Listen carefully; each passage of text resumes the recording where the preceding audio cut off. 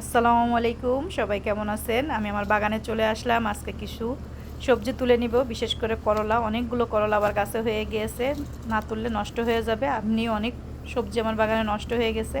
এই ডালগুলো সব মাটির সাথে মিশে গেছে, সেখান দিয়ে আবার অনেক করলা হয়ে গেছে। দেখেন মাশাআল্লাহ, কত সুন্দর করলাটা তুলে নিলাম। অনেকে আমাকে বলেন যে আপু, ছোট ছোট সবজি তোলার ভিডিও দিবা না, বড় বড় ভিডিও দিবা। এর জন্য মনে করলাম তাহলে সবজি যখন তুলতেছি একটু শেয়ার করি আপনাদের সাথে। এক হাত দিয়ে ক্যামেরা ধরেছি আর এক হাত দিয়ে সবজিটা তুলতেছি, সেইটাই আপনাদের সাথে শেয়ার করতেছি।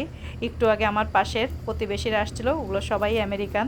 তারা এসে আমার বাগান দেখতেছিল যে আমি কি কি সবজি লাগিয়েছি। তাদের খুবই ভালো লাগে, কারণ তারাও তাদের এখানকার সবজি লাগিয়েছিল, ওই সবজিগুলো তাদের হয়নি। কিন্তু আমার বাগানে অনেক ধরনের সবজি আছে মাশাআল্লাহ।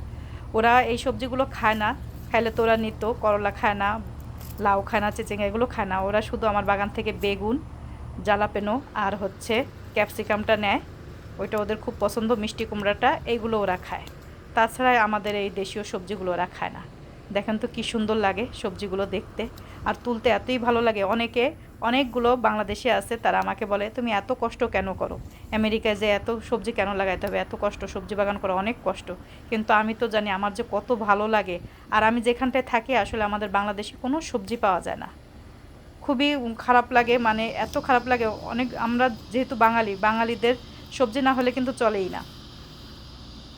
এর জন্য আমি সব ধরনের সবজি আমার বাগানে লাগিয়েছি, আল্লাহর রহমতে হয়েছেও। দেখেন তো কি ভালো লাগে তুলতে, এত ভালো লাগে আমার কাছে।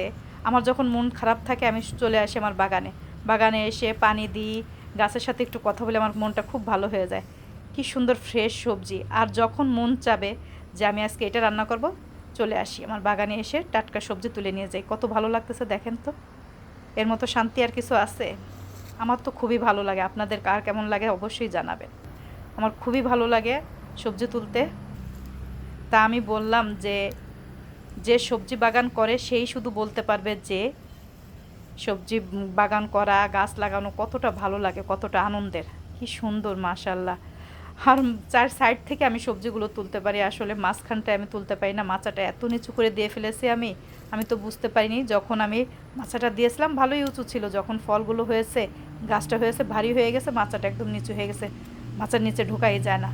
এর জন্য সাইডগুলোর থেকে আমি করলা তুলি বা বিভিন্ন ধরনের সবজি তুলি, কিন্তু মাচার মাঝখান থেকে আমি সবজিগুলো তুলতে পারি না। ওইখানের সবজিগুলো আমার সব নষ্ট হয়ে যায়। এই যে দেখেন কত বড় মাচাটা, মাঝখান থেকে তুলতেই পারি না। এই যে সাইডগুলোর থেকে শুধু তুলি।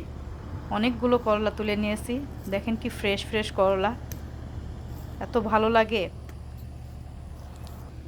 এক ঝুড়ি করলা হয়ে গিয়েছে, আরও আছে ছোট ছোট। এগুলো 2 দিন পরে আবার কিন্তু এই সবজি তুলতে হবে। 2 দিন পরে যদি আমি আবার না তুলি আবার নষ্ট হয়ে যাবে, এরকম হয়। মানে আল্লাহর রহমতে এত হলো ফসল আমার বাগানে। লাল শাক, ডাঁটা শাক, সব ধরনের যে এগুলো সবজি আমি লাগিয়েছি, আল্লাহর রহমতে সব ধরনের সবজি আমার বাগানে হয়েছে। শাককলি এখন আর নেই, আর লাগেও নি, কারণ সামনেই শীত। নভেম্বর থেকে পুরোপুরি ঠান্ডা পড়ে যাবে, ওই সময় আর গাছ বাঁচবে না। এর জন্য আর কোনো সবজি লাগাইনি।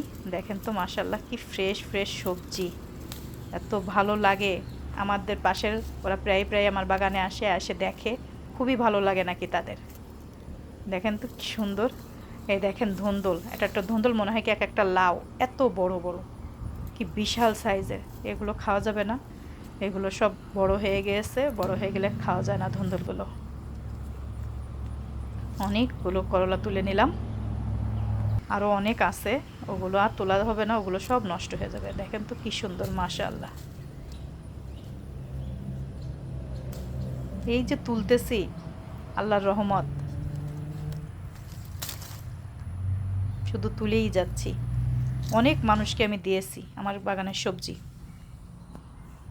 কতগুলো করলা হয়েছে দেখেন মাশাআল্লাহ, অনেকগুলো করলা আমি তুলে নিলাম আল্লাহর রহমতে, আল্লাহর নিয়ামত। সবাই ভালো থাকবেন, আল্লাহ হাফেজ।